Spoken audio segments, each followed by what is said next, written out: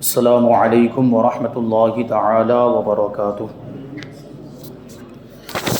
نحمده ونصلي ونسلم على رسوله الكريم اما بعد فاعوذ باللہ من الشیطان الرجیم بسم اللہ الرحمن الرحیم ان اللہ وملائکته یصلون علی النبی یا ایہا الذین آمنوا صلوا علیہ وسلموا تسلیما اللہم صلی علی سیدنا ومولانا محمد معدن الجود والکرم وآلہ الکرام وابنہ الکریم وبارک وسلم صلاۃ وسلاما علیک یا رسول اللہ صلی اللہ تعالی علیہ وسلم۔ اہدنا الصراط المستقیم کی صوفیانہ تفسیر جاری ہے، اس میں اہدنا کی تفسیر آپ نے اس سے پہلے والے درس میں سماعت کی۔ یہاں الصراط المستقیم کے تعلق سے صوفیہ اکرام کیا فرماتے ہیں اس کو ذکر کریں گے۔ فرماتے ہیں کہ الصراط المستقیم، جس کا ترجمہ ہم نے سنا ہے سیدھا راستہ۔ صراط المستقیم، الصراط المستقیم صوفیہ اکرام کے نزدیک صراط مستقیم کی چند تفسیریں ہیں۔ ایک یہ کہ صراط مستقیم وہ راستہ ہے جو محبت اور عقل دونوں کو جامع ہو، یعنی اللہ کی محبت اور عقل کے سلامت رہتے ہوئے، یعنی ایک تو یہ ہے کہ عقل بالکل ختم ہو جائے اور مجذوب ہو جائے، مستان ہو جائے، لیکن کہتے ہیں کہ عقل بھی سلامت ہو اور اللہ سے محبت کرے، تو یہ کہتے ہیں کہ صراط مستقیم یہ ہے، جس کا نام ہے سلوک۔ یعنی اولیاء کرام وہ اپنی بارگاہ میں آنے والے جو اللہ تبارک و تعالیٰ کی معرفت کے جو طالب ہوتے ہیں، جو اللہ تبارک و تعالیٰ کی پہچان حاصل کرنے کے لیے ان کی بارگاہ میں تربیت حاصل کرنے کے لیے آتے ہیں، روحانی تربیت، تو ان کو یہ منازل طے کراتے ہیں، یہ راستہ طے کراتے ہیں، وہ اللہ سے محبت کرے اور عقل بھی اس کی سلامت رہے اور وہ پھر اللہ تک پہنچ جائے۔ اس انداز میں اس کو سلوک کہا جاتا ہے، کیونکہ محض عقل جو عشق الہی سے خالی ہو یہ بے دینی ہے، یعنی عقل ہے لیکن اللہ کی محبت نہیں، اللہ کا عشق دل میں نہیں ہے، تو یہ بے دینی ہے۔ اور محض عشق جس میں عقل قائم نہ رہے، عقل ہی ختم ہو جائے، یہ جذب ہے، یعنی وہ مستان والی کیفیت، مجذوب ہو جانے والی کیفیت۔ ان دونوں راستوں میں افراط و تفریط ہے، ایک میں کمی ہے تو دوسرے میں زیادتی ہے، اور رب تبارک و تعالیٰ کی محبت بھی کامل ہو، عقل بھی کامل ہو، عقل بھی باقی رہے، یہ سلوک ہے اور یہی صراط مستقیم ہے، اور وہی اس جگہ پر مطلوب ہے۔ یعنی یہاں جو ہم دعا کر رہے ہیں کہ ہمیں صراط مستقیم عطا فرما، یعنی اپنی محبت عطا فرما عقل کی سلامتی کے ساتھ، یعنی ہماری عقل بھی سلامت رہے اور ہم تجھ سے محبت بھی کرنے لگ جائیں، تو یہ ہے صراط مستقیم۔ سالک مجذوب سے اعلیٰ ہے، جو ایسی اللہ سے ایسی محبت کرتا ہے جس میں عقل بھی سلامت رہتی ہے، وہ مجذوب سے اعلیٰ ہے، کیونکہ مجذوب تو عقل سے وہ ہو چکا ہے، عقل اس کی یوں سمجھے کہ ختم ہو چکی ہے، اب وہ دنیا سے لا تعلق ہو جائے یا دنیا سے بے رغبت ہو جائے تو اس میں اتنی بڑی بات نہیں ہے، کیونکہ عقل سلامت ہی نہیں رہی۔ مستان لوگوں کو آپ نے دیکھا ہے، لیکن وہ عام طور پر جو بن بیٹھے ہیں ان مستانوں کی بات نہیں چل رہی، جو حقیقت میں مجذوب ہوتے ہیں، کہ اللہ کی محبت میں ایسے کھو جاتے ہیں اور اللہ کی محبت میں اپنے آپ کو ایسا فنا کر دیتے ہیں کہ ان کی عقل ہی ختم ہو جاتی ہے، تو ان کو مجذوب کہا جاتا ہے اور انہی کو مستان کہا جاتا ہے۔ یہ ولیوں کی ایک قسم ہے، لیکن یہاں پہ وہ مطلوب نہیں ہے، کیونکہ یہاں یہ بتانا چاہ رہے ہیں کہ صراط مستقیم یہ ہے کہ عقل کے سلامت رہتے ہوئے، صحیح سالم رہتے ہوئے بندہ اللہ سے محبت کرے، اور ایسا بندہ سالک کہلاتا ہے، یعنی اللہ کے راستے پر چلنے والا، یعنی وہ راستہ جو اللہ تک پہنچانے والا ہے، تو یہ سالک مجذوب سے بھی اعلیٰ ہے، اس کا مرتبہ مجذوب سے بڑھ کر ہے۔ کیوں؟ کیونکہ عقل اس کے پاس ہے، اور عقل کے سلامت رہتے ہوئے بھی وہ رب سے محبت کر رہا ہے اور رب کی بارگاہ میں پہنچنے اور اس کی معرفت حاصل کرنے کی کوشش میں ہے، تو اس کا مرتبہ بڑا ہوا مجذوب کے مقابلے میں۔ موسیٰ علیہ السلام، دیکھیے مثال کے ذریعے سمجھاتے ہیں، حضرت موسیٰ علیہ السلام تجلی صفات دیکھ کر بے ہوش ہو گئے، واقعہ آپ کو معلوم ہونا چاہیے۔ حضرت موسیٰ علیہ السلام نے اللہ کی بارگاہ میں کیا عرض کیا تھا کہ پروردگار میں تجھے دیکھنا چاہتا ہوں، تو اللہ تعالیٰ نے کیا ارشاد فرمایا، لن ترانی، تم نہیں دیکھ سکتے، تمہارے اندر طاقت نہیں ہے۔ تو حضرت موسیٰ علیہ السلام نے کہا کہ نہیں، میں دیکھوں گا۔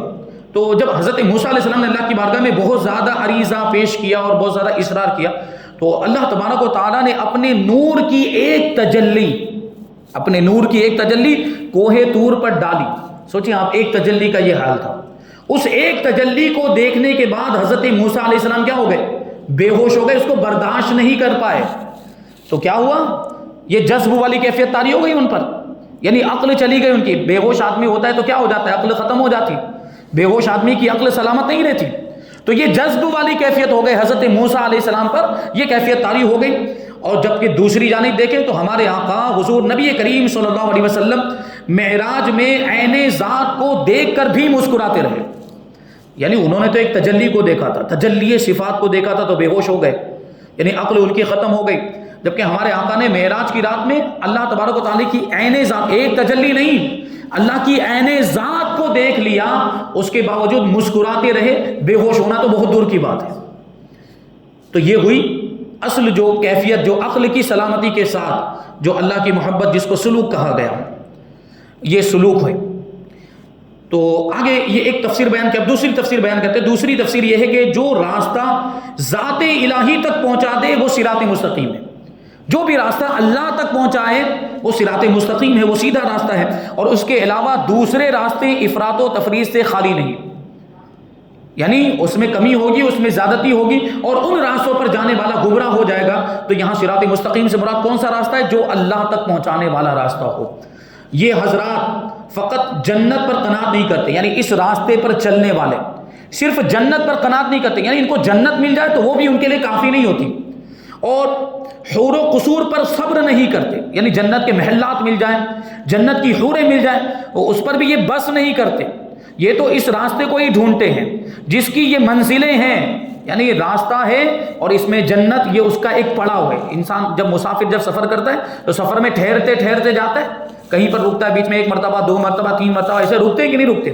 تو جنت یہ ایک اس کی منزل ہوئی، حوروں کا مل جانا دوسری منزل، محلات جنت کے اندر اور نعمتیں مل جانا، یہ سب اس کے پڑاؤ ہے، یہ سب اس کی منزلیں ہیں۔ اور یہ جو راہ سلوک طے کرنے والا ہوتا ہے وہ سکون کہاں پاتا ہے، اس کو چین کہاں ملتا ہے؟ جب وہ اللہ کی بارگاہ میں پہنچ جاتا ہے، جب وہ اللہ تک پہنچ جاتا ہے، یعنی جنت مل جاتی تب بھی اس کو صبر نہیں آتا، جنت کی نعمتیں مل جاتی تب بھی وہ قناعت نہیں کرتا، اس کی منزل یعنی اس کا جو مقصد ہوتا ہے وہ یہ کہ وہ اللہ کی بارگاہ تک پہنچ جائے اور وہیں جا کر اس کو پھر سکون ملتا ہے۔ تو یہ بات ہوئی۔ کہتے ہیں یہ کہا جا رہا ہے کہ اے اللہ، راستے تو بہت سے ہیں اور ادھر بلانے والے مختلف ذوق کے لوگ ہیں، راستے کی طرف بلانے والے مختلف طرح کے لوگ ہیں، شیطان اور راستے کی طرف دعوت دے رہا ہے، شیطان گمراہی والے راستے کی طرف بلا رہا ہے، نفس اور طرف کھینچ رہا ہے، دشمن کہیں اور لے جانا چاہتا ہے، اور دوست کہیں اور پہنچانے کی تمنا رکھتے ہیں۔ لیکن اے مولا، ہم تو اس راستے کے طالب ہیں، ہم تو اس راستے پر چلنا چاہتے ہیں، اس راستے کے خواہش مند ہیں جو تجھ تک پہنچا دے۔ وہ راستہ وہی ہے جس میں انسان راضی برضا رہے، جس میں انسان راضی، یعنی اس راستے پر چلنے کی شروعات کہاں سے ہوتی ہے؟ یہ بتا رہے ہیں کہ انسان اللہ کی رضا پر راضی ہو جائے۔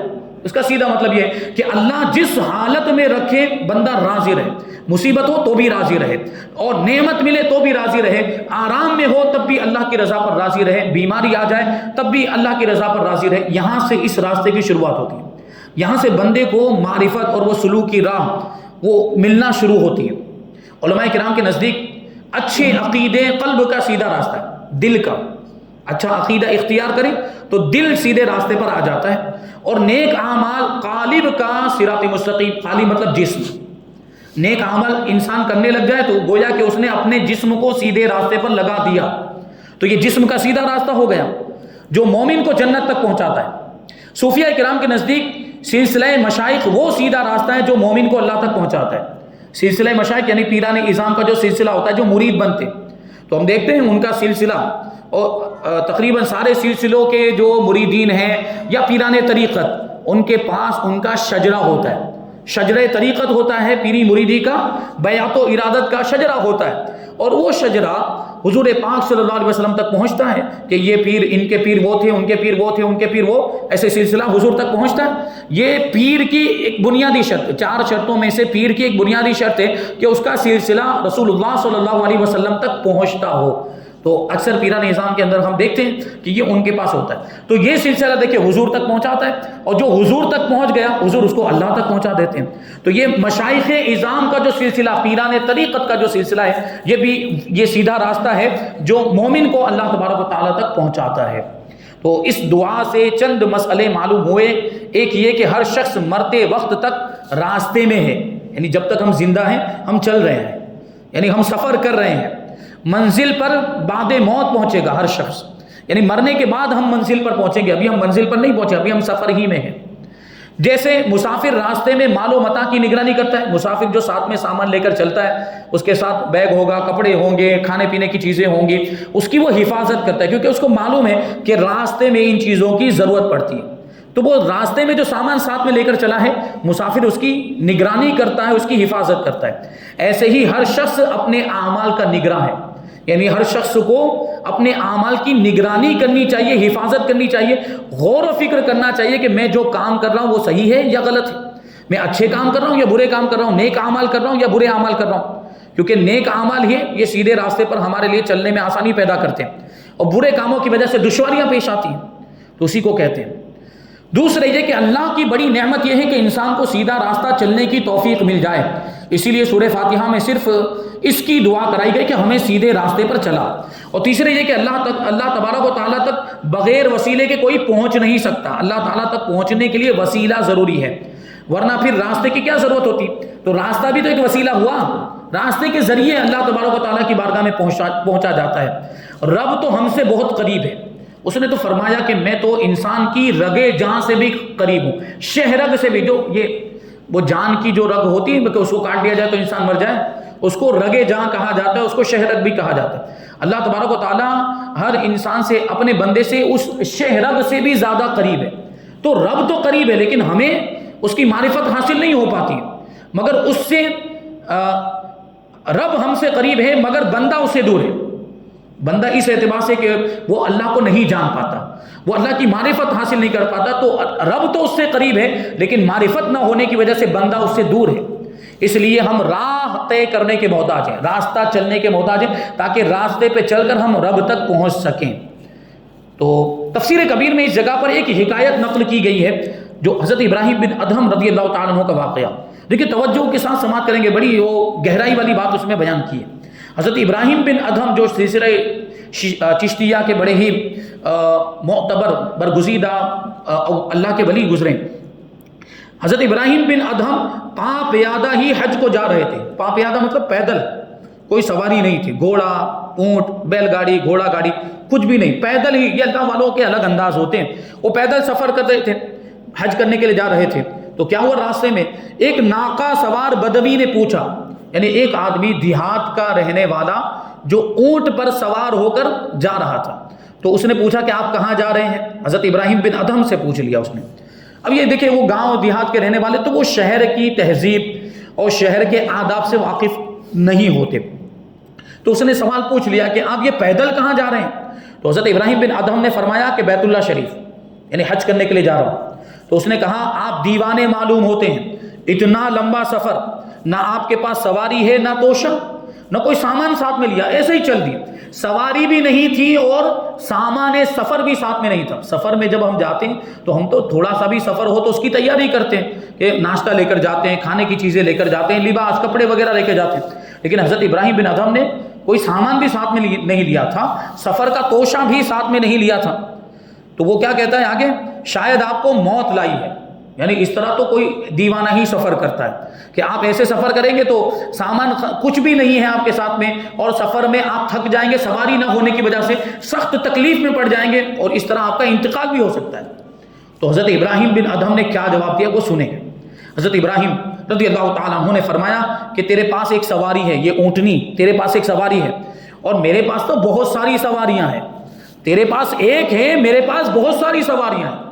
اب ظاہری طور پر تو کوئی سواری نہیں. دیکھیں یہ اللہ والوں کی باتیں ہوتی ہے، راز کی باتیں. تو حضرت ابراہیم بن ادہم نے کہا کہ میرے پاس تو بہت ساری سواریاں، تیرے پاس تو ایک ہی اونٹنی ہے. اب وہ تعجب کرنے لگ گیا. حضرت فرماتے لیکن وہ تجھ کو نظر نہیں آتی، میرے پاس سواریاں ہیں لیکن تجھ کو دکھتی نہیں ہیں. تو اس نے پوچھا وہ کون سی سواریاں، مجھے بھی تو بتائیں. تو فرمانے لگے جب مجھ پر کوئی بلا آتی ہے، جب مجھ پر کوئی مصیبت آتی ہے تو صبر کے گھوڑے پر سوار ہو جاتا ہوں.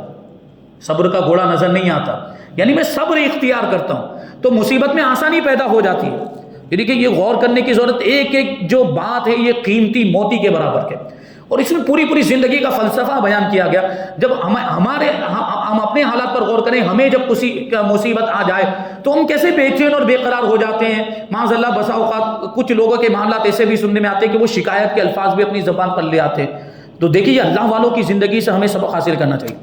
تو کہتے ہیں کہ یہ جب میں سفر کر رہا ہوں تو اس میں مصیبت آ سکتی ہے. تو کہتے ہیں کہ جب مجھ پر کوئی بلا آتی ہے, جب مجھ پر کوئی مصیبت آتی ہے تو میں صبر کے گھوڑے پر سوار ہو جاتا ہوں, اور جب نعمت پاتا ہوں, جب مجھے کوئی نعمت ملتی ہے, جب میں آرام میں ہوتا ہوں تو شکر کی سواری پر سواری کر لیتا ہوں, یعنی اللہ کا شکر ادا کرتا ہوں.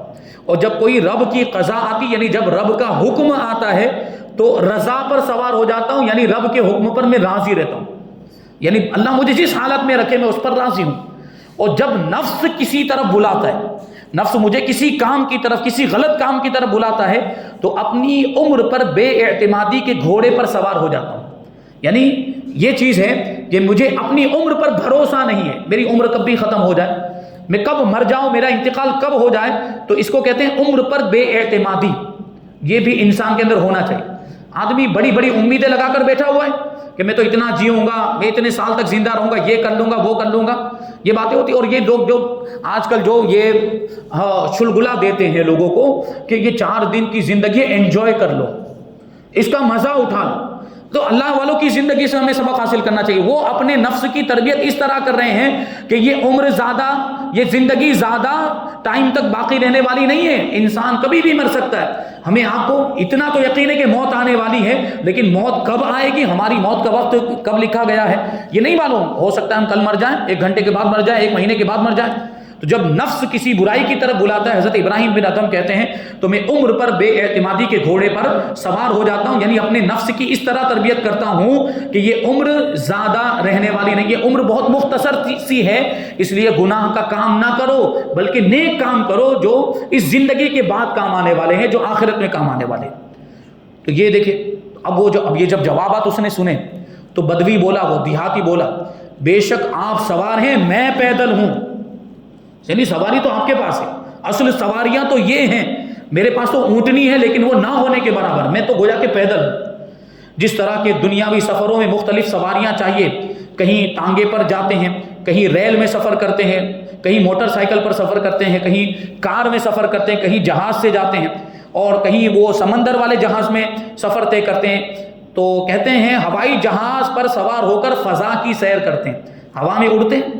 اسی طرح اس سفر میں بہت سی سواریاں درکار ہیں, یعنی اللہ کی راہ میں جو ہم سفر میں نکلے تو اس میں بھی بہت سی سواریاں ہونی چاہیے, اور ان سواریوں کو لگام کسی اور, ان سواریوں کی لگام کسی اور کے قبضے میں, ان سواریوں کی لگام کسی اور کے قبضے میں, سواری کا انتظام ہم کریں اور پروردگار پھر اس کو منزل تک پہنچاتا ہے. تیسری تفسیر یہ کہ صوفیاء کرام کے نزدیک دین پر استقامت سیدھا راستہ ہے, دین پر قائم رہنا, دین پر عمل کرنا یہی سیدھا راستہ ہے. فرماتے ہیں کہ ایک استقامت 1000 کرامتوں سے بہتر ہے. یہ بات بار بار عرض کی جاتی ہے کہ ایک اللہ کے ولی کی سب سے بڑی کرامت ہے دین پر استقامت, دین پر عمل اور تقوی اور پرہیزگاری, یہ ولی کی سب سے بڑی کرامت ہوتی ہے. اب وہ اگرچہ ہوا میں اڑ کے نہ دکھائے, اگرچہ مردوں کو زندہ کر کے نہ دکھائے, اگرچہ دوسری کوئی کرامت نہ بھی دکھائے, پھر بھی وہ اللہ کا ولی ہے اگر وہ متقی اور پرہیزگار. تو اسی کے بارے میں صوفیہ فرماتے ہیں کہ استقامت یعنی دین پر قائم رہنا, دین پر عمل کرنا, یہ 1000 کرامتوں سے بہتر ہے. اور استقامت کے معنی یہ ہے کہ اگر مولا کا اشارہ ہو تو اپنے آپ کو دریا میں ڈال دو, تو اس کی تعمیل میں ذرا بھی تعامل نہ کریں. یعنی اللہ کی طرف سے اگر حکم ہو کہ اپنے آپ کو دریا میں ڈال دو تو پھر غور و فکر نہیں کرنا چاہیے, سوچنا نہیں چاہیے کہ دریا میں کود جاؤں گا تو مر جاؤں گا. یہ رب کا حکم تھا تو پھر کود جانا چاہیے. اللہ تبارک و تعالیٰ کی طرف سے اگر حکم آ جائے کہ دریا میں کود جاؤ تو اصل بندہ وہ ہے, فرما بردار بندہ وہ ہے جو کود جائے بغیر چونو چرا کے, بغیر کچھ سوچے ہوئے. جیسے کہ حضرت یونس علیہ السلام کا واقعہ, حضرت یونس علیہ السلام دریا میں غرق ہو گئے, مچھلی نے ان کو نگل لیا تھا, وہ تفصیلی واقعہ ہے. یہ اللہ کی رضا تھی, اس میں اللہ کا حکم تھا. اور اگر حکم ملے کہ اپنے بچے کو ذبح کر دو تو اس پر بھی راضی ہو جانا چاہیے, جیسے کہ حضرت ابراہیم علیہ السلام نے کر کے دکھایا. حضرت اسماعیل علیہ السلام کتنے پیارے وہ بیٹے, کتنی محبت, اتنی زیادہ عمر ہونے کے بعد حضرت اسماعیل علیہ السلام ملے تھے, لیکن ایسے ہی عزیز اور پیارے بیٹے کو, جان سے بھی زیادہ پیارے بیٹے کو جب قربان کرنے کا حکم ہوا تو حضرت ابراہیم علیہ السلام نے کوئی سوال نہیں پوچھا تھا. حضرت ابراہیم علیہ السلام فوراً ان کو ذبح کرنے کے لیے اور ان کی قربانی پیش کرنے کے لیے تیار ہو گئے, کیونکہ اللہ کا حکم تھا. تو یہ اللہ والے ہوتے ہیں. اور اگر یاد حق میں آگ سامنے آ جائے تو اس کی بھی پرواہ نہ کرے. جیسے حضرت ابراہیم خلیل اللہ علیہ السلام نے نار نمرود کی پرواہ نہیں کی, آگ میں ڈال دیا گیا. اگر کسی بڑے مرتبے پر پہنچ کر کسی کی شاگردی کرنے کا حکم مل جائے تو اس پر بھی آر نہیں ہونی چاہیے, شرم محسوس نہیں ہونی چاہیے کہ خود کا بڑا مرتبہ ہے لیکن حکم ملا ہے کہ چھوٹے آدمی کے پاس جا کر علم حاصل کرو, اس سے کم مرتبے کے پاس جا کر اس کی شاگردی میں رہو, اس کے شاگرد بن جاؤ, تو رب کا حکم ہو تو یہ بھی کرنے پر تیار ہو جانا چاہیے. جیسے کہ حضرت موسیٰ علیہ السلام نے کر کے دکھایا. یعنی حضرت موسیٰ علیہ السلام نے اللہ کی بارگاہ میں عرض کیا تھا کہ کیا مجھ سے بھی بڑا کوئی عالم ہے, تو اللہ تبارک و تعالیٰ کی طرف سے حکم ہوتا کہ ہاں ہے حضرت خضر علیہ السلام. تو حضرت موسیٰ علیہ السلام ان کے پاس گئے تھے کہ نہیں علم حاصل کرنے کے لیے, جبکہ حضرت موسیٰ علیہ السلام کا مرتبہ بڑا ہے حضرت خضر علیہ السلام کے مقابلے میں, لیکن پھر بھی حضرت موسیٰ علیہ السلام نے حضرت خضر علیہ السلام کی شاگردی اختیار کی. وہ واقعہ تفصیلی ہے, وہ آگے ہم انشاءاللہ کسی موقع پر اس واقعے کو بیان کریں گے. تو انہوں نے حضرت موسیٰ علیہ السلام نے کر کے دکھایا کہ اس قدر عزم و جلالت کے باوجود, اتنا بڑا مرتبہ ہونے کے باوجود حضرت خضر علیہ السلام کے پاس حاضری دی اور وہاں ان کی شاگردی اختیار کرنے میں کوئی شرم محسوس نہیں کی. اور اگر آرے سے چیرنے کی مصیبت سامنے آ جائے, اللہ کی راہ میں لوگ دشمن آرے سے چیرنے کے لیے تیار ہوں, تو اس کو صبر و شکر کے ساتھ برداشت کرے. جیسے حضرت زکریا علیہ السلام پر گزرا.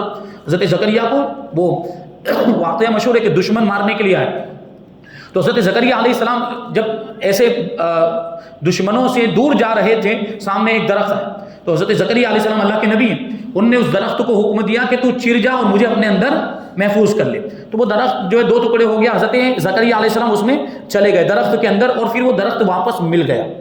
اب چونکہ حضرت زکریا علیہ السلام کو درخت کے اندر جاتے ہوئے دشمنوں نے دیکھ لیا تھا, کافروں نے دیکھ لیا تھا, تو ان لوگوں نے وہ سمجھ گئے کہ وہ اندر ہیں, ان کو معلوم تھا کہ اندر ہے, اور شیطان نے بتا دیا. شیطان دیکھیے ہر زمانے میں وہ شیطان کا تو کام ہی یہ ہے, وہ گمراہ کرنا اس کا کام. وہ دشمنوں کو بتا دیا زکریا اندر ہیں, اور اسی نے آئیڈیا بھی دیا اب کیا کرو, یہ درخت کو ہی بیچ میں سے آرا لے کر 2 ٹکڑے کر دو, تو ساتھ میں حضرت زکریا علیہ السلام کے بھی معاذ اللہ 2 ٹکڑے ہو جائیں گے. تو اب یہ ہوا, اب انہوں نے پوری تیاری کی, وہ آرا یہ اللہ کی راہ میں دیکھیں شہید ہو گئے حضرت زکریا علیہ السلام. وہ لوگ آرا لے کر آئے. اب حضرت زکریا علیہ السلام اللہ کی بارگاہ میں عرض کر رہے ہیں کہ پروردگار مجھے بچا لے, پروردگار مجھے بچا لے. تو اللہ تبارک و تعالیٰ کی طرف سے حکم ہوا کہ یہ تقدیر ہے, تم نے پہلے درخت سے مدد کیوں لی, پہلے ہی مجھ سے مدد لیتے تو تم پر یہ مصیبت آتی ہی نہیں. اب صبر کرو. اللہ کی طرف سے صبر کرنے کا حکم ہوا. حضرت زکریا علیہ السلام نے ایسا صبر کیا کہ آرے سے 2 ٹکڑے ہو گئے لیکن اف تک نہیں کیا. یہ شان ہے اللہ والوں کی. صوفیاء کرام فرماتے ہیں کہ جب اپنی جان و مال اور اولاد ایک پردہ بن جائے تو اس کو پھاڑ دو. یعنی جان و مال اور اولاد پردہ بن جائے, یعنی رکاوٹ بن جائے آپ کے اور اللہ کے درمیان, یہ چیزیں رکاوٹ بن جائے. کیا مطلب کہ یہ چیزیں اگر اللہ سے غافل کرنے لگے, مال و دولت اگر آپ کو اللہ سے غافل کرنے لگے, اولاد بھی کبھی آپ کو اللہ سے غافل کرنے اور اللہ سے دور کرنے کا سبب بن جاتی ہے, اولاد کی وجہ سے بھی کبھی انسان اللہ سے دور ہو جاتا ہے. تو یہ جب آڑ بنے, جب یہ پردہ بن جائے تو پھر اس پردے کو پھاڑ دو. یعنی پھر ان کی پرواہ مت کرو, کیونکہ سب کچھ تو اللہ کی بارگاہ میں ہے. اس وقت ان کا پھاڑنا یہ فضول خرچی نہیں, بلکہ یہ محبوب سے ملنے کا ذریعہ ہے, یہ اللہ کی بارگاہ میں پہنچنے کا ذریعہ ہے. حضرت سلیمان علیہ السلام نے نماز عصر قضا ہو جانے پر 1000 گھوڑے ذبح کر دیے تھے. ان کی عصر کی نماز قضا ہو گئی تھی, ہماری تو کتنی نمازیں قضا ہو جاتی ہے اور ہمیں کوئی پرواہ نہیں ہوتی. حضرت سلیمان علیہ السلام اللہ کے نبی, ان کی صرف ایک عصر کی نماز قضا ہوئی تھی تو انہوں نے 1000 گھوڑے ذبح کر دیے تھے. 1000 گھوڑے اللہ کی راہ میں ذبح. اب اس کو کوئی فضول خرچی کہے گا, وہ اس کے کفارے کے طور پر انہوں نے اپنے اعتبار سے کہ میری عصر کی نماز قضا ہو گئی, 1000 گھوڑے اللہ کی راہ میں انہوں نے ذبح کیے. یہ فضول خرچی نہیں, بلکہ آڑ کو پھاڑ ڈالا گیا. جو آڑ بنی تھی, جو رکاوٹ بنی تھی, اس کو انہوں نے پھاڑا کہ مال و دولت کی مشغولیت کی وجہ سے, کیونکہ حضرت سلیمان علیہ السلام پوری دنیا کے بادشاہ تھے, تو اس میں وہ سلطنت کے امور میں مشغول رہنے کی وجہ سے, حکومت کے معاملات میں مشغول رہنے کی وجہ سے وہ عصر کی نماز ان کی قضا ہو گئی. تو یہ گھوڑے ہی انہوں نے ذبح کر دی کہ یہ مال و دولت میں تو یہ بھی آتا ہے, گھوڑے بھی آتے ہیں. تو 1000 گھوڑے انہوں نے اللہ کی راہ میں ذبح کر دیے. تو اس کو فضول خرچی نہیں کہا جا سکتا, بلکہ جو آڑ بنی تھی, جو رکاوٹ بنی تھی, اس رکاوٹ کو انہوں نے ختم کیا. اور یہ درجہ بڑی مشکل سے حاصل ہوتا ہے, اس لیے عرض کیا کہ اے اللہ تو ہمیں ہدایت دے. تو یہاں پر یہ کچھ باتیں اس تعلق سے صوفیاء کرام کے نزدیک جو اس آیت کریمہ کی تفسیر تھی وہ بیان کی گئی. اب آگے یہ اعتراض, آریوں کا ایک اعتراض اور ایک اعتراض وہابیوں کا، اس کو شامل کریں گے، اور انشاءاللہ پھر اس کے بعد والی آیت کریمہ صراط الذین انعمت علیہم، اس کی تفسیر کو ہم آئندہ درس میں شامل کریں گے۔ اللہ تبارک و تعالیٰ کی بارگاہ میں دعا ہے کہ جو کچھ بھی بیان ہوا اس پر ہم سب کو عمل کرنے کی توفیق عطا فرمائے، اور نور قرآن سے ہم سب کے دلوں کو روشن اور منور فرمائے۔ وما علینا الا البلاغ۔ الفاتحہ۔